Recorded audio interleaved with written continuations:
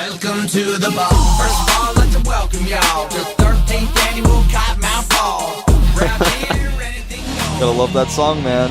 Welcome to the mall, or what is it? I don't know. I've never heard that song before. It sounds kind of like unusual. It's not the same GSL style that I'm used to. Well, welcome to the mall, where you can window shop for StarCraft 2 pro gamers. Yeah, look at the Maybe you're a left. foreign team trying to pick up some pros for making your roster actually good. Yeah, here's the over ones here you in the want left to get. window, you've got Tassadar, who's currently on the team in Hosa, but you could buy him if you have enough money, probably. Also likes long walks on the beach. Yeah, talk to the NS Hosa manager behind the scenes. Maybe you can work that out. And of course, you can't get the guy on the right though. I'll tell you that for sure. I don't know. Maybe a foreign team can. No, you're gone, man. All right, so the countdown is starting, guys. The map is going to be Zelnaga Fortress. Tassadar, a player who can play extremely well in the late game of this matchup, but also has a ton of scary timing attacks in his bag of tricks. Yeah, and he has done quite well in Code A so far. He's going to try to continue that streak and get into Code S. ASD, however, is going to say no. He does want to improve his lead in this up and down match. It's 2-2-0. If he can do that, he would be in really good shape. All right, let's get into it, guys. It's a really important match for both of these players. Both of them, of course, wanting to get into Code S.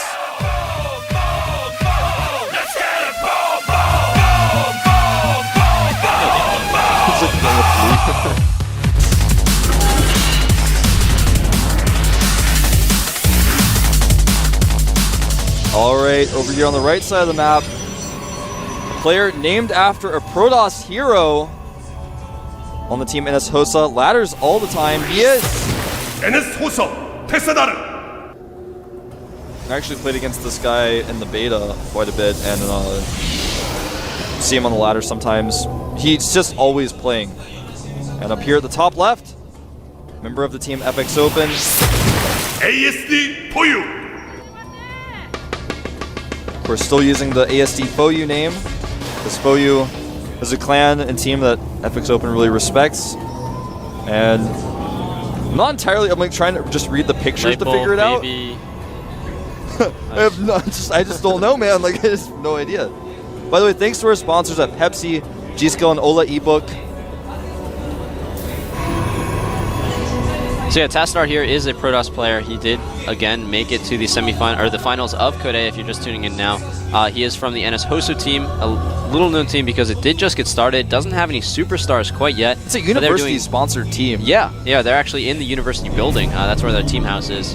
But this team, they don't have any stars, as I was saying, but they've got a lot of players that are really high in the ladder, doing a really good job. They're very hardworking and just doing extremely well in the team league as well as some of the individual showings this season. Yeah, it's a really good way to put it. They have a lot of good players but no real stars, although I think Sage is going to be a star pretty soon, man. You guys don't know this, but Sage, I'm going to tell you guys something that's going to blow your guys' mind. Sage's old ID was free DSL. You guys remember that guy? Oh, OMG, it's really sense. free DSL? Yeah, it is. Okay. So maybe they do have some superstars, just they changed their IDs so we don't know who they are. We're going to start using their actual names like they do in Korea. Yeah, we really need to do that more. So ASD is actually teching up here, getting a factory.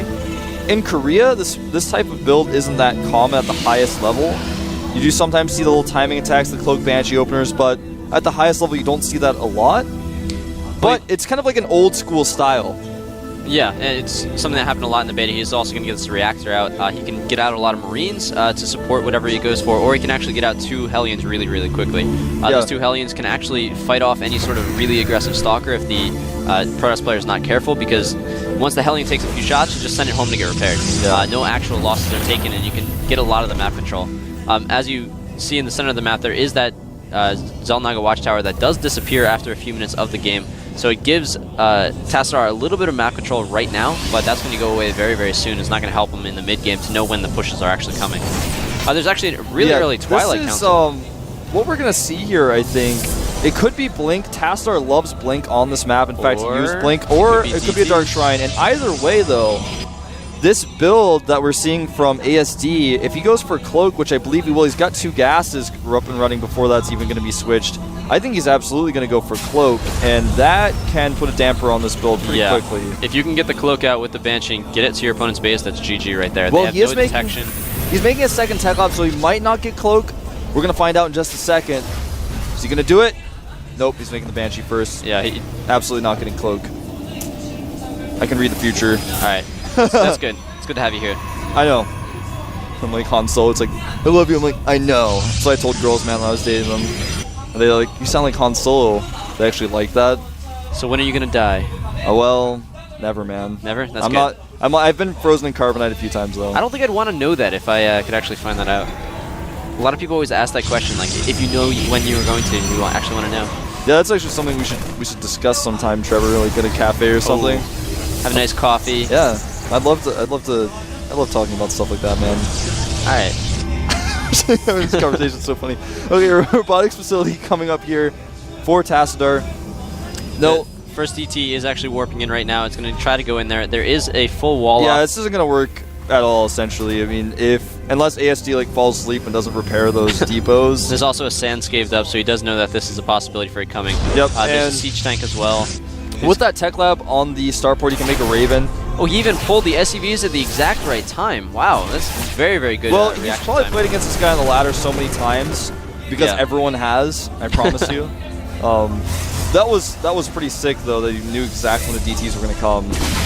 So he forces the scan. That's pretty much all the damage that's happened to ASD. Tassadar has these DTs that aren't going to be able to do too much. He can keep them for map control, delay the expansion a little bit, and then also when the real fight starts, you can actually turn them into Archons, which do really good damage to these bio units that he has here. Here's the scary part about doing this build. Well, there's a Banshee there. I mean, that's not even that big of a deal. He's going to be able to kill this shrine. The Stalkers won't be able to reach it. Oh, just barely. If he micros it a little bit, I think he can avoid it. He's just going to kill the Stalker instead. Oh, be careful with that. Yeah, you can put the Banshee in a place where it cannot be hit, just like that. So that's something that's very cool that ASD is doing. Anyway, as I was saying, the scary part is what's going to happen now that the Raven's out. There's going to be this tank, marine, Banshee attack that is going to be impossible to hold without a robotics bay, and he just can't afford a robotics bay. He's not going to have one. Well, he has one at the moment, but it's going to be very difficult for him. I mean the support bay. Yeah. Oh, yeah. Yeah, he's not going to have the support bay. He's not going to have Colossi out. Yeah. So, Sorry. Yeah. we understand each other. Yep. Yeah. Without Colossi, I should have said Colossi. Without Colossi, it's very difficult to hold that attack, especially with the Raven.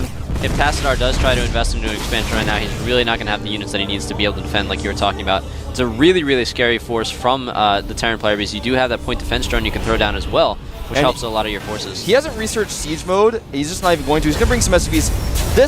This will end the game. I can actually see the future. I'm like in that That's So Raven Disney TV show. Like I've already seen it. There's a GG in this future. From someone. It's very, very difficult to hold this attack without Colossi because the Marines just do so much damage. These tanks don't have siege mode. Doesn't matter. They're going to do so much damage to the Stalkers. The Immortals are going to help very briefly, but the Banshees are going to be here to help target things down. The DTs aren't going to help at all. You might want to just make that into an Archon. Yeah, and I really like how he's pulling this Banshee back. He is going to be able to get it repaired, so no damage was taken to it at all. He's really playing this game phenomenally. However, Tassadar is going to try to move his army around to the side. He can flank with it, have a really nice concave, but the Banshee's going to see it. He's going to be able to scan, make sure that there's no DTs, whatever going on. Throws down that point defense drone, is able to clean this up very, very quickly.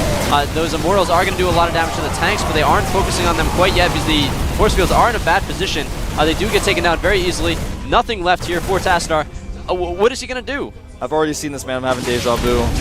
You can't do anything when your DTs fail and your opponent techs. That's the thing about going DTs. GG. The thing about going DTs is if your opponent goes for a tech build, you pretty much just lose.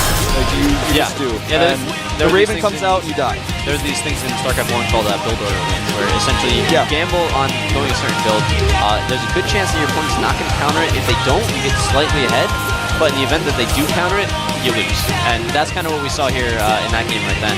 A little unfortunate for Tassadar to start out his first game in the up and downs in that way, but really good for ASD to beat SC, really strong Terran player, and then go and beat Tassadar as well, a really strong Protoss player. So that's going to give him really good confidence to move on to Code S most likely. Yeah, being 2-0 it's a good feeling. Yeah. He's got 2 more matches to play. He's not in it yet, but so far he's got the best chance, so to speak.